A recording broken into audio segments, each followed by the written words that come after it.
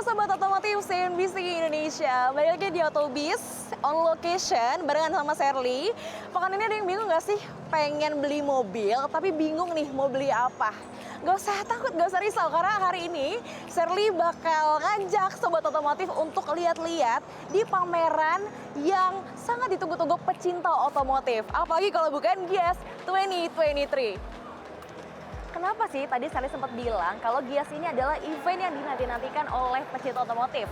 Karena tahu gak sih, untuk tahun lalu aja ya, Gias 2022, ini total pengunjung yang datang nih bisa mencapai 380 ribuan orang pengunjung. Sedangkan kalau untuk total transaksinya bisa mencapai 11,74 triliun. Wah, gede banget kan ya. Dan memang ya, Sherly sekarang nggak akan ngasih banyak data nih ya. Karena untuk tahun ini pun Sherly belum tahu berapa kisarannya. Namun sesuai janji Sherly, sekarang Sherly mau ajak sobat otomotif untuk spill, untuk lihat-lihat di dalam mobilnya ada apa aja sih. Dan mana sih yang menarik perhatian Sherly? Let's go!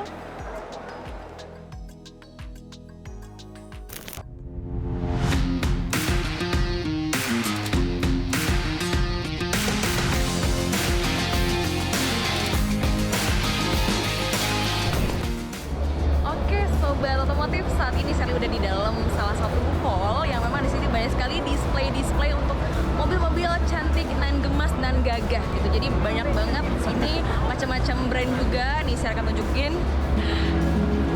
Nih, ini dia yang bikin Sherly penasaran nih. Ada dari Mazda.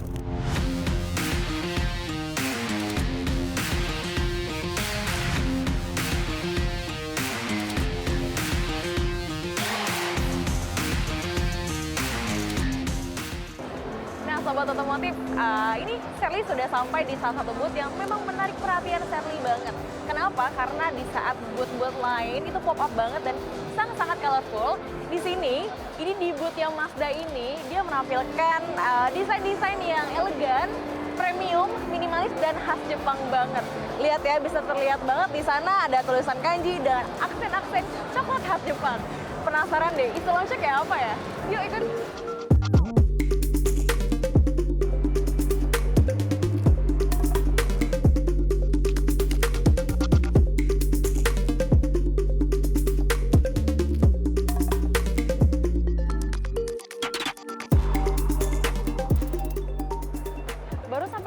Dan baru duduk, saya langsung disuguhkan dengan kopi dan juga appetizer dan snack di sini. Jadi gak usah risau nih kita gabut atau takut kelaparan di booth yang Mazda ini, karena kalau kita masuk ke lounge ini kita bisa dapat free flow makanan dan minuman sambil kita bisa tanya-tanya ke staff di sini tentang unit-unitnya Mazda. Dan ada yang menarik perhatian saya pemirsa bahwa di booth yang Mazda ini memang menerapkan konsep filosofi omotenashi atau kita bisa bilang dengan Japanese hospitality concept. Bisa kelihatan kan? Dan ini ada yang menarik perhatian saya juga pemirsa bahwa di lounge-nya dari depan maupun saya sudah masuk sekarang ini memang sudah kental sekali aksen Jepang maupun desain-desain interiornya.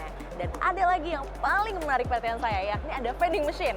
Yang memang vending machine ini khas banget dengan Jepangnya ya, karena sering banget kita ketemuin di Jepang dan juga kita bisa free flow untuk mengambil minuman sepuasnya di sini. Kira-kira ada apa lagi ya? Coba kita cek ke sana.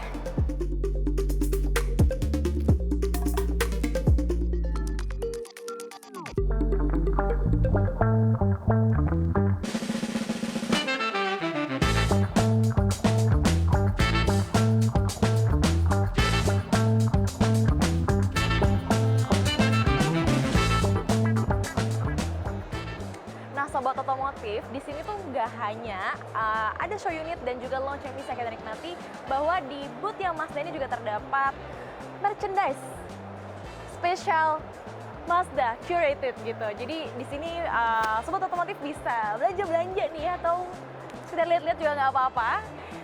Di sini tuh ada tote bag, lalu ada kaos spesial dari Mazda, lalu juga ada polo shirt. Dan ada lagi merchandise lainnya nih, ada hoodie juga atau jaket, lalu juga ada tumbler, ada topi, ada pouch, bahkan ada payung. Wah, keren-keren ya. Nah, sobat otomotif pasti udah gak sabar kan ngelihat Sherly nge-review seri terbarunya dari Mazda, yakni ada Mazda CX-60 Kira-kira gimana ya dan bagaimana keunggulan dari Mazda CX-60 ini? Kita lihat-lihat sekarang.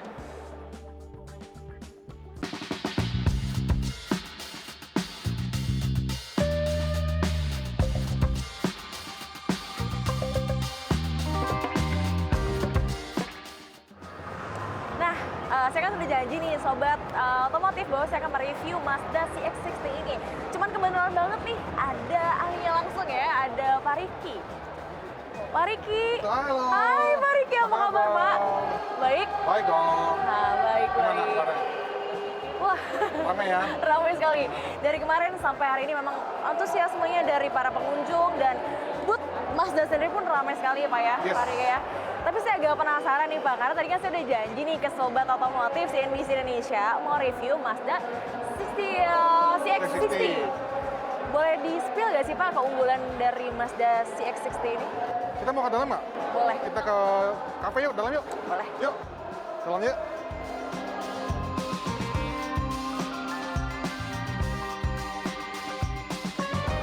Wah, ini minimalis banget ya Pak desainnya? Yes, kita tuh namanya omotenashi. Omotenashi. Omotenashi itu sebenarnya adalah filosofi di dalam filosofi budaya Jepang yang artinya adalah keramat tamahan.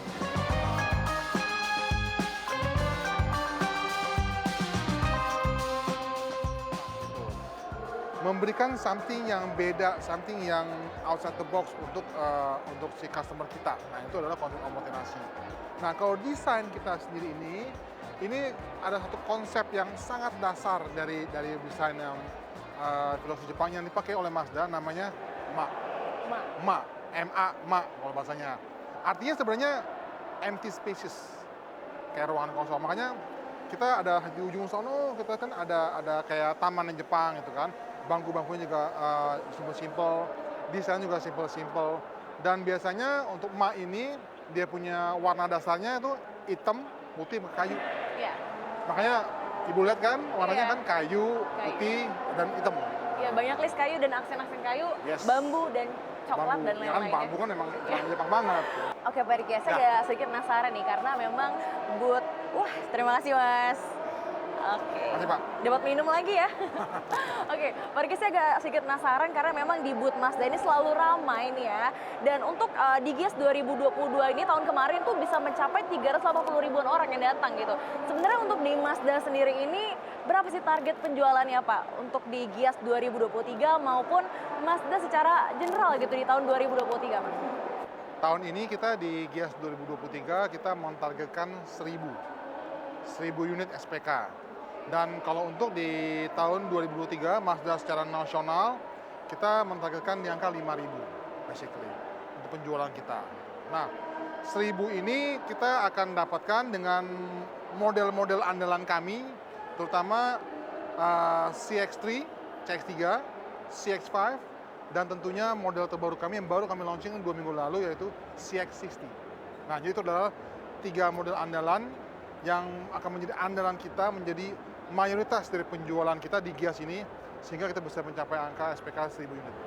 Dan untuk secara keseluruhan bagaimana Pak untuk target di Mazda-nya sendiri? Ya, so far so good, masih still on track, dan kita masih berjalan menuju angka 5.000 di tahun 2023 ini, gitu kan. Jadi masih sangat-sangat optimis bahwa kita akan mencapai angka 5.000 itu sampai bulan Desember nanti. Berarti memang 1000 unit ya kurang lebih ya? 1000 unit, 1000 SPK kita tahun ini. 1000 SPK.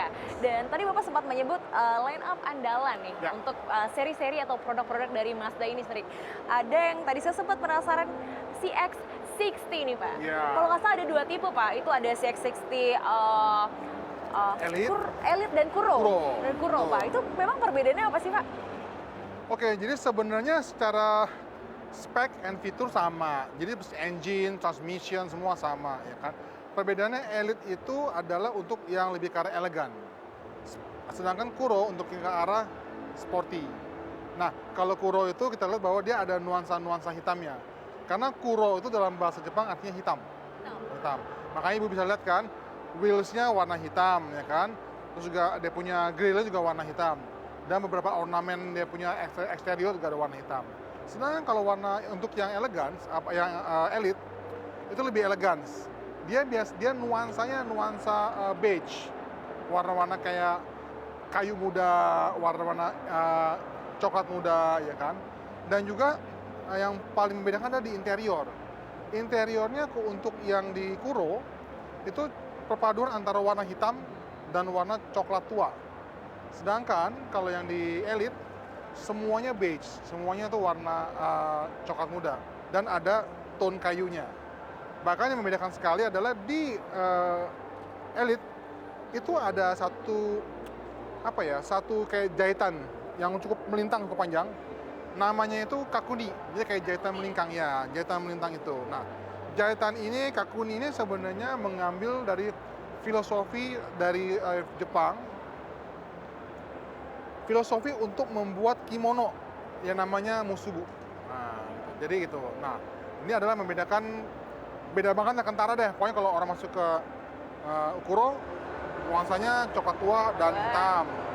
Jauh kulit Top Rider. Sedangkan kalau untuk yang Elite lebih ke arah elegans, kayu-kayuan, kayunya juga lebih muda dan juga dia punya joknya juga warnanya juga coklat muda. Oke Pak, kita sambil jalan kali Pak ya, Boleh. sambil kita ngobrol-ngobrolnya. Silakan. Oke, Pak, jadi yang Kuro ini lebih sporty, Ya. yang gagah banget. Kalau misalnya yang Elite ini yang lebih elegan, lebih elegan ya. Jadi warna-warnanya juga berbeda begitu ya. Benar. Tapi kalau dari segi teknologi sendiri gimana sih Pak dari antara dua tipe itu Pak? Oke.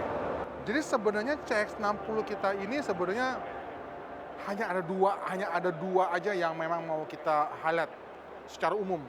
Pertama, secara desain. Kita sebut desainnya ini adalah refinement of Kodo design. Jadi Mazda itu forever and never always be Kodo design. Kodo design. Kodo artinya soul of motion. Kodo itu artinya adalah bagaimana melalui tata letak, struktur, dan permainan cahaya. Karena kan kita ingat, kalau nggak ada cahaya, nggak akan ada desain. Itu Kodo design. Nah, si CX-60 ini refinement dari Kodo design. Dia juga ada yang disebut namanya istilahnya noble toughness.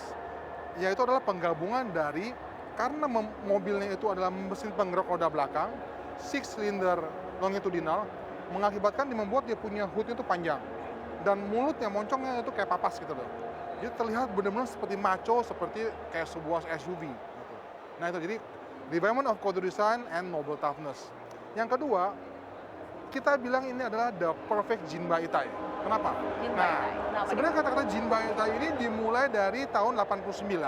Pada waktu kita pertama kali mengeluarkan the first MX-5, the first Miata pada waktu itu. Miata itu adalah sebuah mobil Mazda Roadster 2 pintu, di mana sangat-sangat mengedepankan yang namanya unsur sporty.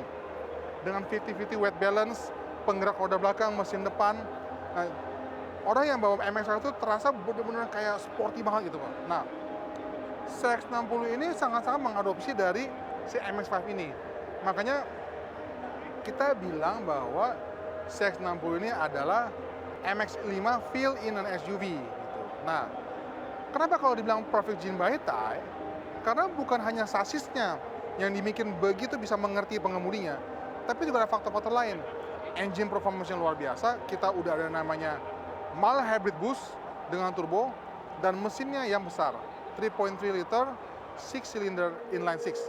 Nah, kedua, 8 transmission speed with a torque converter. Dan suspension kita juga beda. Jadi semuanya itu kita gabung jadi satu, membuat kita bilang udah the perfect Jinba Itai. Jadi kalau saya bilang CX-60 itu performance-nya apa sih? Kita nggak hanya bilang mengenai engine performance, kita bilang adalah dynamic performance. Dynamic performance. Dynamic performance, the perfect Jinba Itai, itu dia. Itu dua highlight yang kita bawa untuk CX-60, refinement of Kodo design, and the perfect Jinba Itai. Oke yuk, kita ke sofa yuk, sambil duduk yuk. Oke, ini unsur Jepangnya Ini juga kental unsur sekali ya, Jepang, betul.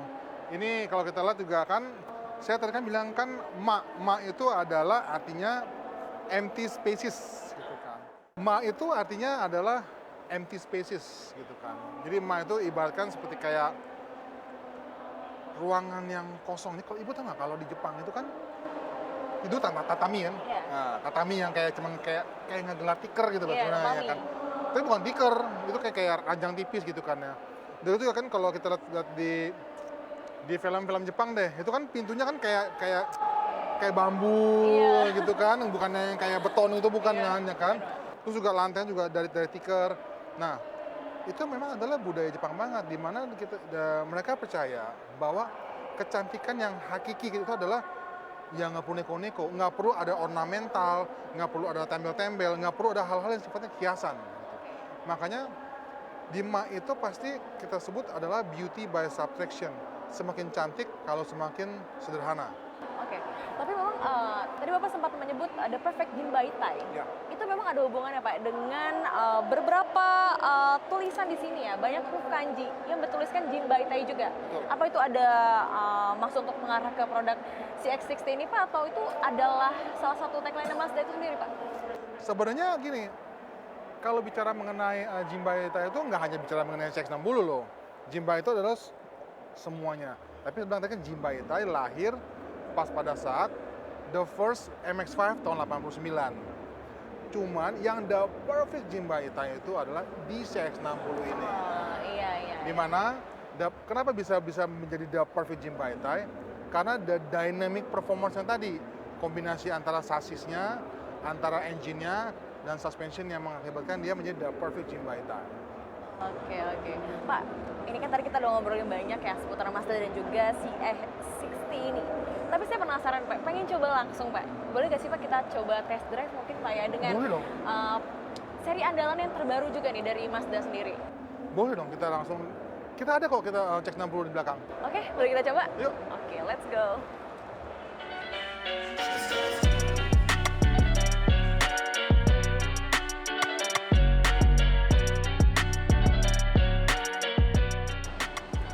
Nah Sobat Otomotif, sekarang saya udah di area test drive-nya di Gias 2023 ini dan akan mencoba langsung dari seri terbaru yang juga menjadi layout andalan dari Mazda, yakni ada CX-60 ini.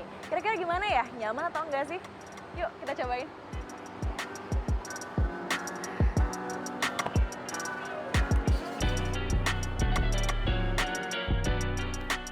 Sobat Otomotif, sekarang saya akan merasakan experience sebagai penumpang atau sebagai passenger di Mazda CX-60 ini. Seberapa nyaman sih untuk mobil ini begitu ya? Dan memang kalau misal berbicara soal legroom dan headroom, ini masih luas sekali sih kalau saya lihat ya. Tuh, untuk kaki jadi nggak terlalu sempit dan untuk kepala juga dengan Shirley yang tinggi sekitar 168 cm ini masih tersisa headroomnya begitu. Oke, kita coba dulu ya. Nah, kalau misalnya tadi ngobrolin soal eksterior sedikit mungkin ya Sobat Otomotif. Nah, untuk Mazda CX-60 ini memang yang sedang saya naiki ini adalah tipe CX-60 Kuro ya, yang memang untuk dari segi eksterior ini menampilkan tampilan yang gagah sekali dan ganteng gitu ya untuk mobil begitu. Dan ini untuk warnanya sendiri ada di Soul Red Crystal.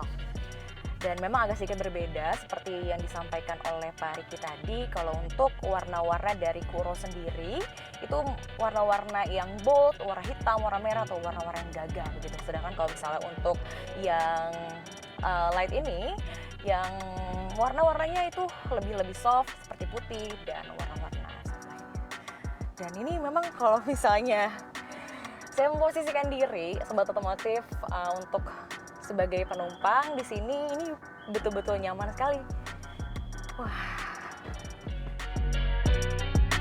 Oke Sobat Otomotif, ini kan saya memposisikan sekarang sebagai penumpang ya. Nah di sini tuh di Mazda seri CX-60 ini memang untuk 5 seat ya. Namun kalau misalnya 4 seat, ini terdapat penyangga juga atau armrest yang bisa kalian pakai di sini ya, jadi bisa naruh minuman karena di sini ada cup holder dan ini memang nyaman sekali. Nah di Mazda seri CX-60 ini ada menjadi highlight kemewahan yang terasa sangat ini eksklusif dan premium sekali, yakni panoramic sunroof.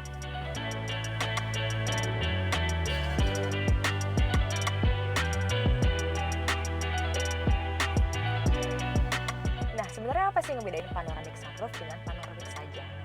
Seri Mazda CX-60 ini, kalau panoramic sunroof dia bisa dibuka lagi untuk bisa menghirup udara segar ya. Sedangkan kalau panoramik aja itu nggak bisa untuk dibuka lagi, jadi hanya panoramik saja atau kaca atas saja. Selain panoramic sunroof, ada lagi yang menjadi highlight kemewahan dari Mazda CX-60 ini, yakni di bagian depannya itu ada dashboard yang menggunakan kulit. Dan juga saya amazed banget sama mobil ini karena mobil ini bisa berubah modenya nih sobat otomotif, yakni bisa diganti menjadi mode normal, mode sport, dan juga mode off-road. Wah, keren banget ya.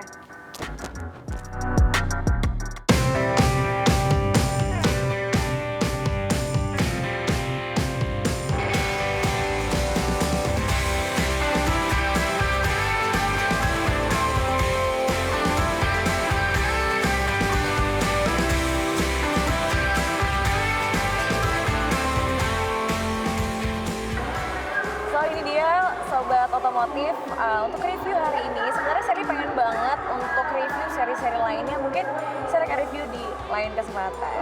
Dari Ice Base di Tangerang City, Sherliana Salsabila dan juru kamera Kuku dan Fari, CNBC Indonesia, Beyond Business.